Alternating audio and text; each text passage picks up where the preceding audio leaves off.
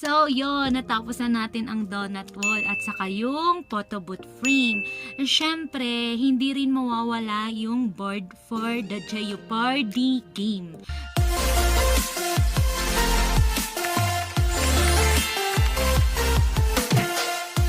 So, ang tinatawag nating Jeopardy game or yung board na sinasabi nila, instead na pera ang ilalagay nating price doon, ang gagawin ko is from 1 to 7 question na about sa mismong bride. Kada number may price na nakalakip doon. So, kung masasagot nila yung question, possible na mapunta sa kanila yung mismong gift natin.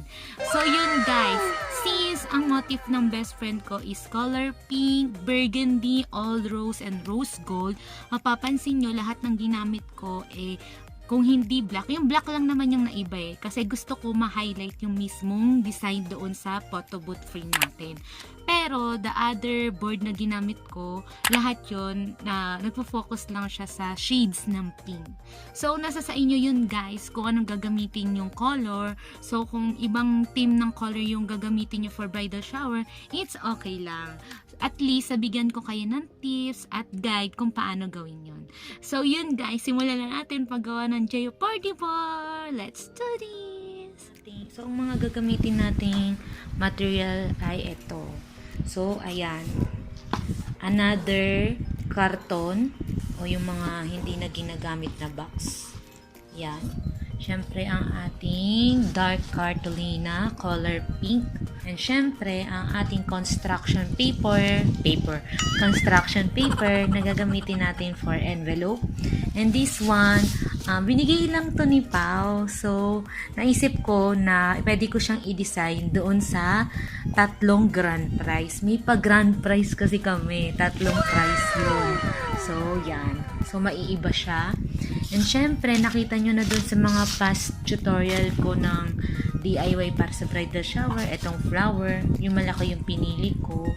And syempre, etong mga dahon, yan, na finold ko para maging 3D. Syempre, yung packaging tape, syempre, hindi pwedeng mawala ang ating side tape and scissor. Actually guys, ilagyan ko na siya ng mga side tape para dikit na lang tayo. So guys, unahin muna natin balutin ang ating board. Guys, natapos ko ng balutin ng ating Jeopardy board. Jeopardy board. So, ang next natin, kailangan natin ilagay yung mga decorations. Yan. So guys, let's do this. So yun guys, first nilagyan ko muna siya ng flower sa kada side. So ganyan yung napili kong design. Yan, kanto-kanto lang. And so, ang next natin, lalagyan na natin siya ng dahon. So yun guys, nalagyan na natin siya ng mga dahon. So ganyan yung naging itsura niya. Yan, diba? Ang ganda. So, next natin gagawin, ilalagay na natin yung mga envelopes. Next guys, ang paggawa natin ng envelope, ito yung gagamitin kong envelope. I-fold lang natin siya into 2. So, yun guys, sa fold na natin siya into 3. So, ang gagawin natin, gupitin lang natin siya. So, yan guys, gupit na natin siya into 3. Ang gagawin na lang natin is fold into 2 para maging envelope siya. So guys, let's do this. So yan guys, na-fold ko na siya into 3. So, ganyan yung magiging itsura niya. So, after natin i-fold, ikakat lang natin yung pinakaunahan. Ito, para magmukha siyang envelope.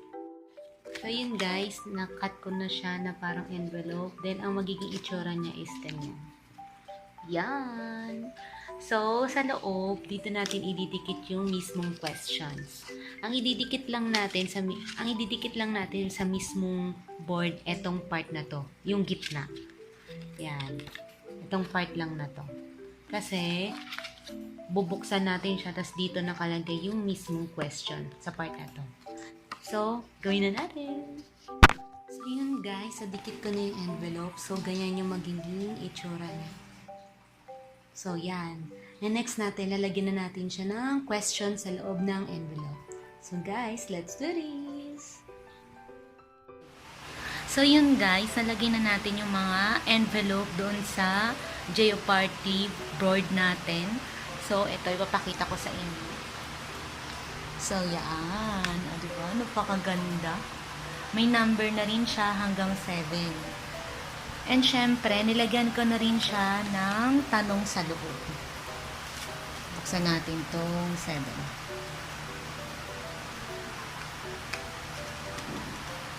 Tada! So, ayan. May mga tanong na siya dyan sa loob na kailangan nilang sagutin. So, from 1 to 7, 1 ang pinakamadali and 7 ang pinakamahirap. So, meron tayong 3 grand prize and yun yung magiging prize nila pag nasagot nila.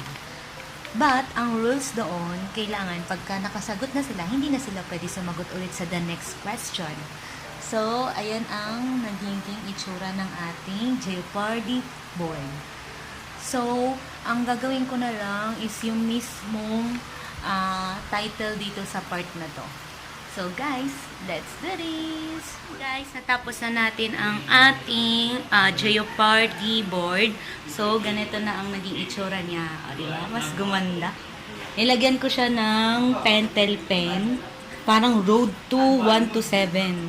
And ito yung title niya. Yung title niya, nagprint lang ako para malinis. Tapos, binago ko yung well. Para mas highlight siya. Kung gaano kakilala. Diba? So, ganyan na yung magiging itsura ng ating Jeopardy board. Ganda!